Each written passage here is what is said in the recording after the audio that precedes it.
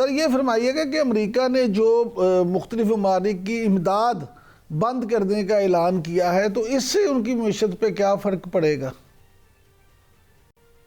یہ پاپولسٹ ہے جی.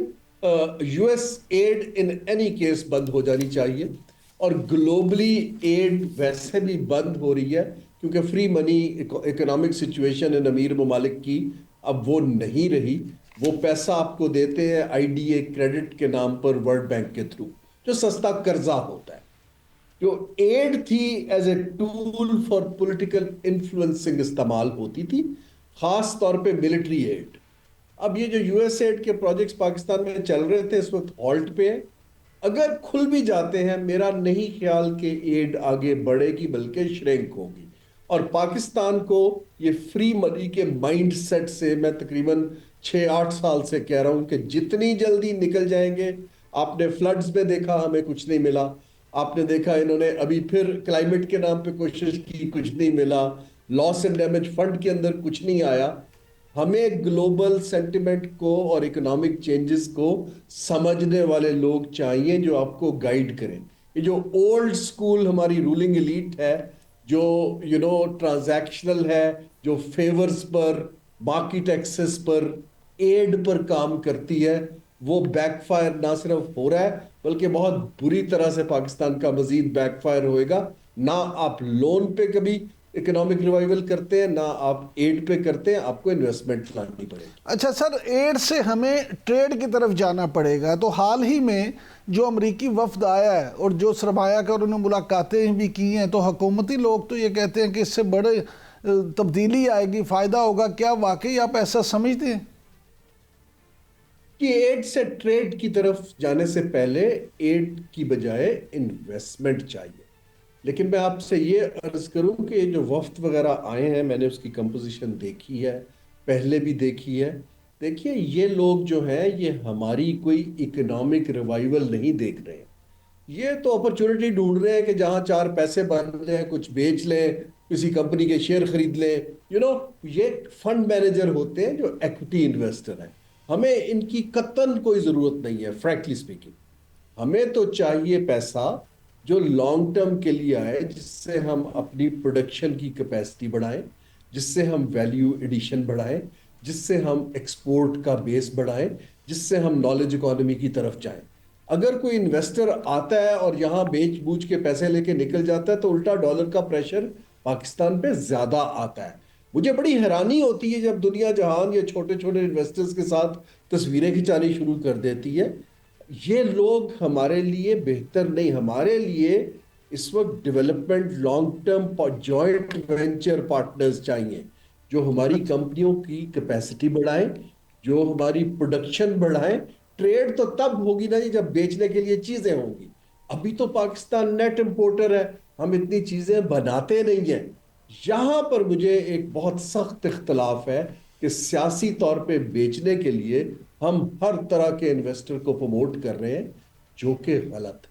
اچھا سر، آپ کیونکہ بزنس کی رمز کو بھی سمجھتے ہیں، موجودہ وزیر اعظم کی نبض کو بھی جانتے ہیں، تو یہ فرمائیے گا کہ ہمیں کس طرح کے انویسٹرز چاہیے اور وہ کہاں سے آئیں گے؟ جی وہ پاکستان سے آئیں گے. جب تک ہم پاکستان کے کرنٹ ٹاپ کے 25-30 انویسٹرز کو کانفیڈنس نہیں دیتے. میرے پاس اس وقت کچھ $5 ارب کے، میں نے پرائیویٹ سپیس میں ایک ریجنل فورم پہ کام کرتا ہوں، ہمارے پاس پارٹنرز خطے میں موجود ہیں، لیکن پاکستانی خود آگے آنے پہ تیار نہیں. دیکھیے باہر والا آ کے فیکٹریاں نہیں لگائے گا. باہر والا آپ کو ٹیکنالوجی دے گا، پیسہ دے گا اور آپ کو ایکسپینشن کرنے میں ہیلپ کرے گا.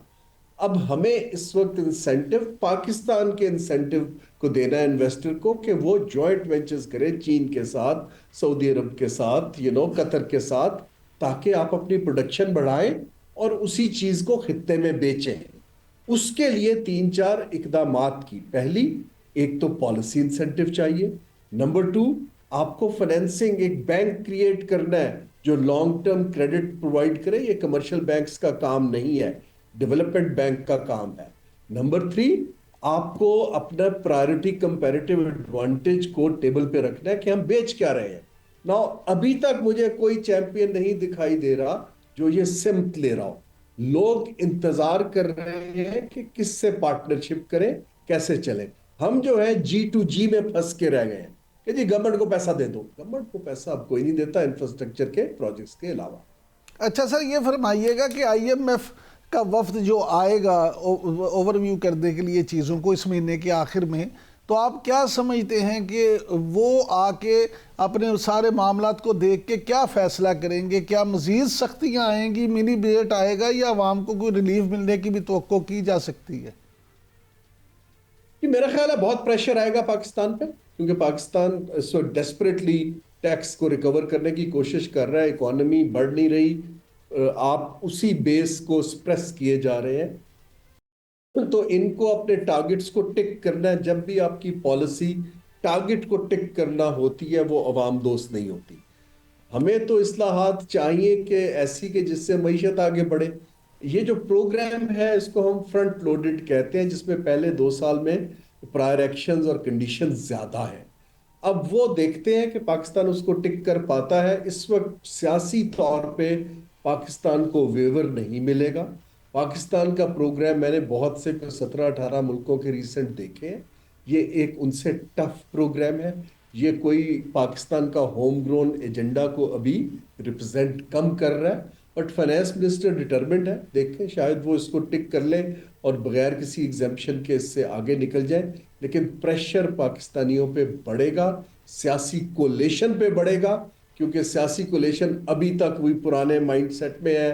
ڈول آؤٹ کر دیں, ٹھیکہ دے دیں, سڑک بنا دیں, MNAs کو پیسے دے دیں. اب اس کی گنجائش ختم ہو. سر ابھی تو اربوں روپے کی گاڑیاں افسروں کے لیے لے لی ہیں FBR میں, تو آپ کیا سمجھتے ہیں اس طرح کی اصلاحات سے چیزیں بہتر نہیں ہوں گی؟ یہ تو بے وقوفی کی انتہا ہے جی. دیکھیے پوری دنیا کے اندر بیوروکریسی کے پرکس کو مانیٹائز کیا جا رہا ہے, کہیں بھی گھر اور گاڑیاں اب نہیں ملتی. یہ تو میں عرض کر رہا ہوں کہ ہمارا ابھی تک ایک اولڈ سکول پرکس, پریویلیجز, پیٹنیج, کانٹریکٹس, ہم تو پبلک پالیسی طرف ابھی جا ہی نہیں. ہم پبلک پالیسی کو چینج نہیں کریں گے, معیشت کا ڈھانچہ نہیں بدلے گا. دیکھیں نا یہ جو آپ گاڑیاں لے رہے ہیں, ایک کار کی انڈسٹری ہے بیٹھی ہوئی ہے, کیونکہ آپ کے پاس ابھی معیشت کا پہیہ ریوائیو نہیں ہو رہا ہے. ان کی تو چلے گاڑیاں بک جائیں گی, لیکن سوال یہ پیدا ہوتا ہے قرض لے کے کب آپ کو کیا یہ کرنا بنتا ہے؟ آپ کا کام ہے کہ آپ ان کو پیسے دیں, وہ چاہے اسکوٹر خریدیں چاہے مرسیڈیز خریدیں. ایسے دنیا اب چلتی ہے. یہ نہیں چلتی کہ سرکار پیٹرنیج میں بنا کے گھر بھی دے, گاڑیاں بھی دے, ڈرائیور بھی دے, آرڈنری بھی دے, اخباروں کا بل بھی پے کرے. یہ تو کلونیل ایک مائنڈ سیٹ میں تھا اور اس کو ہم نے بڑھا کے مزید کلونیل کر دیا ہوا. یہ نئی جنریشن توڑے گی, یہ لوگ نہیں توڑ پائیں گے. Thank you very much Haroon Sharif sahab, آپ نے وقت دیا. آپ نے ہارون شریف صاحب کی بات سنی, ان کا کہنا ہے کہ نئی نسل آ کے یہ کلونیل سیٹ اپ جو ہے, کلونیل مائنڈ اس کو توڑے گی. موجودہ قیادت جو ہے اس سے یہ امید نہیں کی جا سکتی.